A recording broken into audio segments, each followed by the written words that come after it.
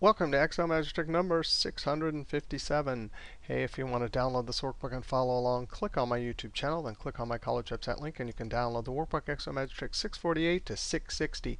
Hey, after over a thousand videos uploaded to YouTube about how to use Excel, I'm finally going to have a book published, first book called Slaying Excel Dragons. Not out for another month, but you can go check it out at Amazon and see it and pre-order it at a big discount if you want.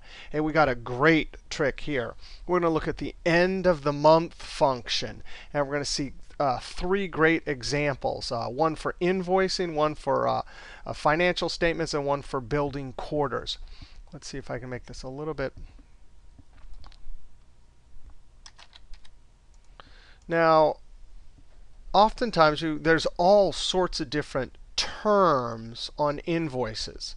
210 net 30, 25 end of month, all sorts of them. This particular term means 2% discount if you pay it within 5 days. Otherwise, end of the month. And there could be different meanings for this, but our meaning is going to be you got to go to the end of this month and then add 20 days. So the first trick is how do we get to the end of the month? And we don't want to type this in every time. This is a template, so we just want it to pop up automatically. We use the end of month function. The end of month function is great. It can calculate lots of different end of months. For us, we're going to have a start date, and we want the end of this month, so we type a 0. If we wanted the end of last month, -1. If we wanted the end of next month, we type 1. We'll see some examples of those in just a minute. So we have our end of month. It gives us the 31st. And by the way, it knows leap year. So if you type 2/5/2008, it'll give you 229.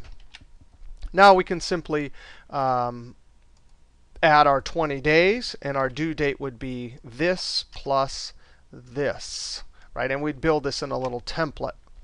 Another great use for end of month is you have your financial statements, and they're in Excel, and you have just a single cell that says this is the start date for this month. And then all your statements need to show at the top for the month ending, whatever, or on this particular day if it's a balance sheet. So we just use the end of month, this, comma, 0.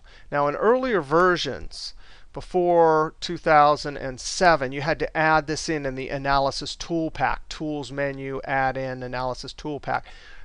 Further back, you didn't have this at all. So there were other ways to do this. But now this is the year 2010, so we should all have 7 or 10 or something like that. So that's just or add it in earlier versions, 2003, for example.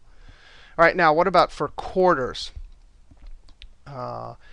This is 1/1/2008. So we can simply, remember, we need to go 3 months. That's a quarter of a year, and it's the end of the month. So watch this. We go end of month, this. Now, if we wanted 1/31, right, we'd put 0. If we wanted Control 1, I'm going to format that. Control 1 opens format cells as a date. F2, but that's not what I wanted, though. And 1 would give us the end of next month. But what we want for the end of the quarter, of course, is 2. Right? And it's 2. It seems like it would be 3, but that's because 0 is this month, and then 1, 2. Right? Now, what about here? If we could actually just go like this.